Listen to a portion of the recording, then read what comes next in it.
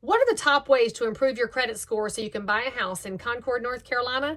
I'm going to give you the top tips, but first of all, let's look at the background. Your credit scores are determined by the three big credit bureaus, and I personally believe they are run by those kids that took names into third grade and wrote it on the chalkboard. That being said, it's not taught in the schools in an effective way, and a lot of you don't come from a family background where your family sat around the table talking about credit scores, because that's not most families. So you got to know the credit score determines almost everything in your financial life, whether it's the amount you pay in interest on your personal credit cards, it's whether or not you qualify to buy a house.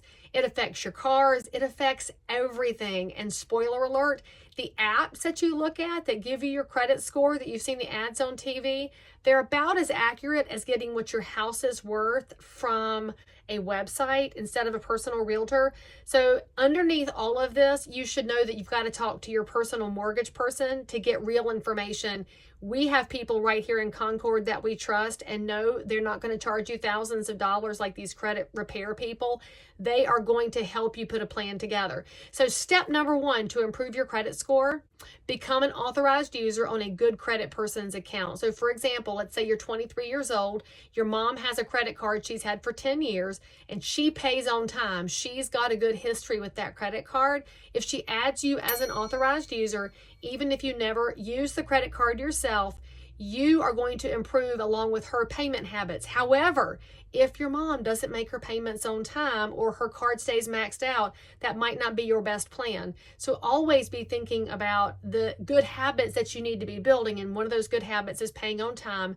The other one is our second big tip for improving your credit score. When you have a credit line open, don't have more than 30% of the balance due.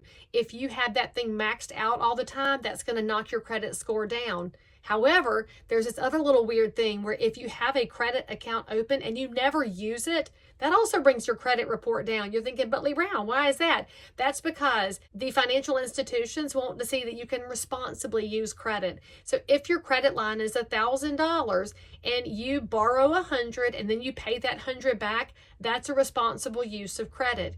If you have $1,000 limit and you never spend anything, they have no way of knowing if you'll pay it or not. Now, let's say you have that same $1,000 limit and you spend $1,000 and then you're late. That's going to start really hammering your score. So you got to think about responsibility in a different way. The third thing you can do to improve your credit score is to add a credit line. And this sounds odd, but this goes back to what I was mentioning with the responsible use of credit. If you have no credit cards, you need one. The first place to start without a credit score is a secured credit card. Secured means it is not just loose money out there. It's going to be secured by some kind of collateral. It could be your car. It could be your mom's house. It could be a lot of things. But that secure credit card could have a line as low as $500 that allows you to demonstrate responsible use of credit.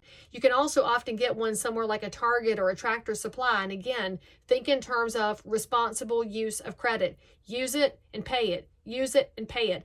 The thing I want to add here as an asterisk, the biggest trouble you're going to get into with your credit score is late payments. And it's not just the 12th late payment. It's the very first one. With almost everything, it's going to be due on the first and then late after a certain number of days based on your credit agreement. Make sure that you're making your payment on time, not ahead of time, because then you might miss your minimums, but get paid ahead of time. Make sure you pay more than the minimum, and you'll be surprised at how quickly your credit score responds. And when your credit score responds and you call me to buy a house, we're going to look at how that credit score changes your rate and changes your payment. Around here, we're always wanting you to make really good decisions that benefit you in the long run. That's what your credit score is, and we're glad to help.